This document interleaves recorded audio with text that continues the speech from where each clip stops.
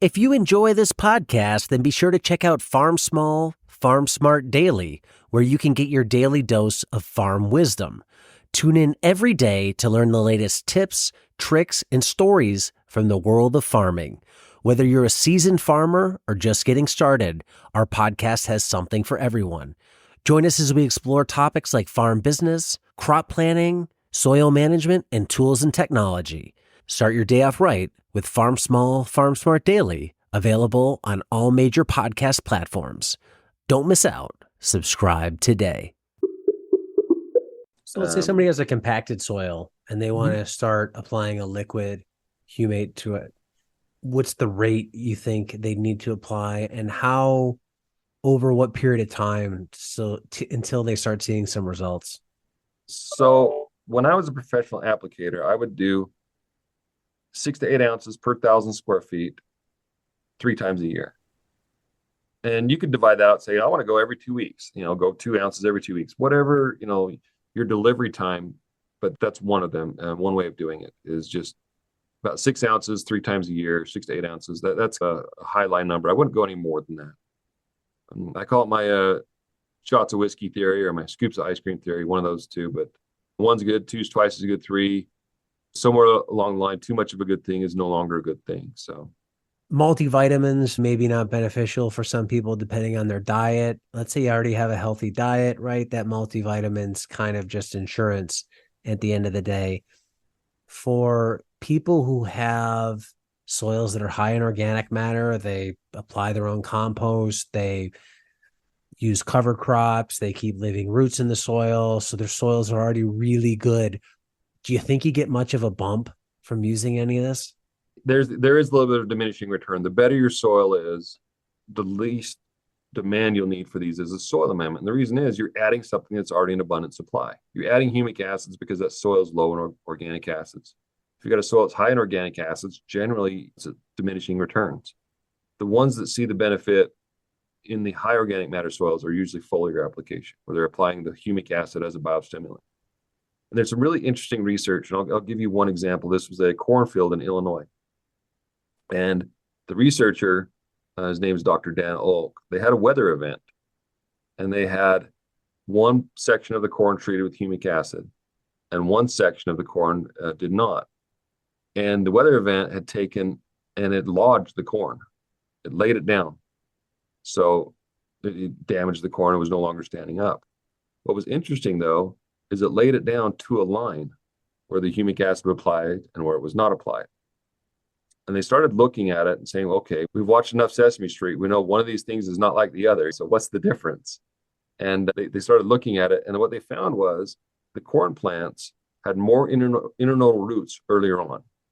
So those roots that kind of anchored that plant and helped that plant build its root structure out were in more abundant supply. So in that instance, it was foliar applied to the plant. And we know that even though it was a rich organic matter soil, we weren't really affecting the soil at that point. We were somehow stimulating that plant to either absorb more nutrients or make more nutrients available. Something was going on to cause that plant to be able to root better. And it could have been something as simple as phosphorus availability. We don't know the mode of action. What we do know is through a failed test plot, because the test plot was ruined at that point, but we did know that there was something occurring there, and it led us to start looking for other things. And we see the increased rooting ability in some of these plants. Yeah, if you've got a soil that is rich in organic matter, a soil application is probably not the right tool for you. But a foliar application might be the exact tool that you need to make these products ideal for your situation. Just remember, again, 1 is good, 2 is twice as good, 3. Somewhere along the way, you're not getting more benefit. And what we've actually seen in our university trials is what they call hormetic curve, where you get a growth response to a certain point and then it starts falling off. 4 or 5 gallons the acre might be too much. Around 3 gallons the acre might be the ideal spot for applicators. So that's good where we base our numbers at 6 to 8 ounces per 1,000 square feet. So a couple experiments people could do is, one, if you're already applying something foliarly, isolate one row or one section, add fulvic acid to your application, apply that to one section, do the other section normally no fulvic acid, and see if you see a difference between the two. Yep. And that's sometimes your observation might not be what you were looking for. Like the corn trial I was mentioning, where the roots, they weren't initially looking at the roots. And what he's also seen in subsequent years where the humic acid was applied and we didn't see much of a result, but it was a really wet year with abundant rain. But on the droughty years, all of a sudden they saw really significant results. Is it helping that plant root out further? And in the years where it has abundant rain, you don't need the humic? Quite possibly. We're still, if you had a humic acid researcher in the room and asked these questions, hey, we got this nailed down, they're going to say, yeah, no, we're still learning. But we do know that these products do have a nice effect, particularly with the nutrients, and that's the ideal time to use them. If you zoom out, where do humic substances fall on the cost per acre chart if you think of everything from nitrogen fertilizers to kelps to fish hydrosylates to biochars? Where does humic substances sit? On the very low end of the scale. These are easily acquired as far as mining these materials. They're not hard to make. They're not near as expensive some as your fertilizers. You shouldn't be hundreds of dollars per acre like your fertilizers. They're a normal application. Humic acid might be like $40 per acre.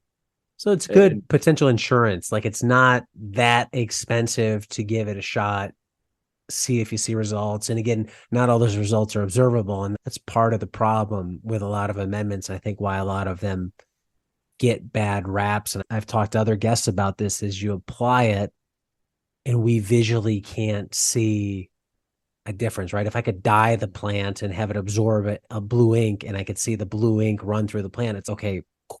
I see cause and effect. Or if I apply some sort of amendment, stuff could be happening, stuff could not be happening that I can see, I can't see. I just don't know. And I think when people can't see it or touch it, I don't think they're going to be able to taste it. Then they start to say, yeah, is this worth it? The effort, the money, the time, I don't know.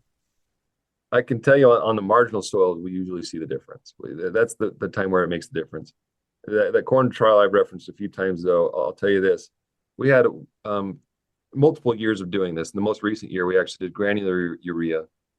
And we went with, on a per acre rate of 210 without any humic acid or a urease inhibitor. And we went 180, again, with nothing added to it. And then we went 150 pounds per acre with a urease inhibitor. And if listeners are not familiar with what a urease inhibitor does, it slows down the conversion of urea to a usable form of nitrogen for the plant. So what happens is the microbes will break down urea into ammonium. And if it happens too quickly, the plant can't use it. It just goes off the air as a gas. And so you want to slow that reaction down so that the plant has a longer opportunity to use it. So what we found, and this is very common knowledge, that the urease inhibitor at 150 pounds per acre yielded more corn than the 210 pounds of urea.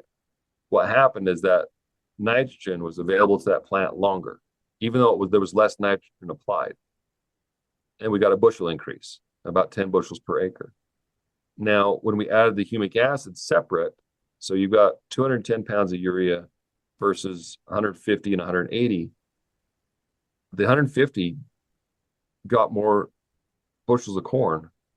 And then when we added the humic acid, we got 10 more bushels on top of that. At a $75 per acre benefit. So what they were able to do is reduce their fertility by almost 25% and get the same, actually better result, $75 per acre and about 20 more bushels of corn.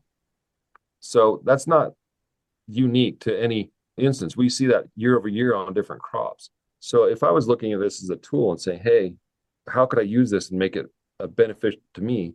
Usually it's through some type of conservation. So using humic substances, we're going to make that pantry in the soil bigger. So we're storing things that we might lose, like water or nutrients. And so sometimes using your humic substances might spread out your irrigation cycles. You might see other things benefit. So I had one guy who actually, he said, man, this humic substance works like a fungicide. Well, wait, the humic substances don't do anything to kill fungus. He says, no, I was able to use the humic substances and I changed my irrigation cycles and now my fungus went away. And what it was, the ground was less wet and creating an environment for the fungus to grow. And so therefore he didn't have to use the fungicide. So he got a budget savings by changing the environment that was favorable for fungal growth. So sometimes you're going to see these little side benefits like water conservation, nutrient retention, or reducing fungal favorable environments. There's going to be a savings somewhere and a reason for using. Hello, growers. Protect your crops from harmful insects with Modern Growers Insectanet. This top-tier insect netting made by Modern Grower shields your plants from pests and harsh weather, boosting your yields without harmful sprays. Insectanet's unique design allows 90% of the light to pass through and is easy to use with low tunnel systems like our Quick Hoops. It's soft, elastic, and durable, perfect for field use to help ensure that your crops thrive. Say goodbye to pest damage and hello to healthier, market-ready produce. Invest in Insectanet and see the difference it makes. Get Insectanet at shop.moderngrower.co or using the link below.